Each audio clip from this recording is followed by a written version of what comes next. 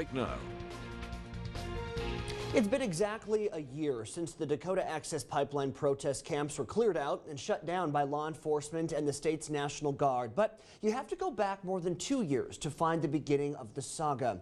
In December of 2014, in what is expected to be one of the most competitive Senate races in the whole country. Of course, this is a developing story, and we will have details on this as soon as they become available. Folks, I want to back up here just a minute. We do have Representative Kevin Cramer on the phone with us today to talk more about what happened in the state of Virginia. He's joining us from the site of that train crash. Congressman Cramer, can you hear me? I can hear you fine, thank you. Can you hear me? Wonderful. Can you tell us what's going on out there? What's the scene like right now, and kind of tell us what happened? Sure.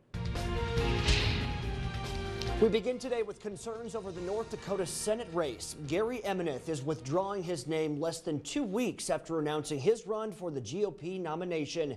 Emeneth was the second Republican candidate vying for Senator Heidi Heitkamp's seat in Washington. The Gladstone rancher accused of animal abuse and neglect has reached a plea deal. Prosecutors say Gary Dossinger agreed to plead guilty to 6 misdemeanor counts of animal neglect. Need to take care. Absolutely, Henry. Thank you. You're welcome. A state investigation has cleared the staff and a Bismarck jail from any wrongdoing in the death of an inmate. Back in September, 47-year-old Mike Lang was taken to a hospital after suffering a medical issue while in custody at the Burley Morton County Detention Center. Lang fell into a coma and died several days later. Bismarck police made a traffic stop on Friday that led to the arrest of 5 illegal immigrants. Officers say there were 8 people in the car, and 5 of them were in the country without documentation, coming from China, Guatemala, Indonesia, and Mexico. Meantime, charges have been dropped against one of 4 men charged with poaching deer during the Dakota Access Pipeline protests.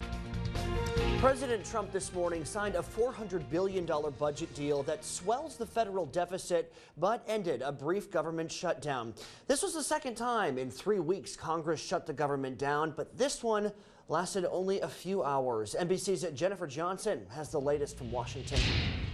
The state health department says a pipeline leak led to a produced water spill in Divide County. It happened Sunday about 3 miles northeast of Fortuna. USG Bakken Midstream says the pipe leaked about 200 barrels, which impacted a rangeland. They say the leak was above ground. New at noon, schools in Belcourt are closed for the rest of the day after reports of more threats.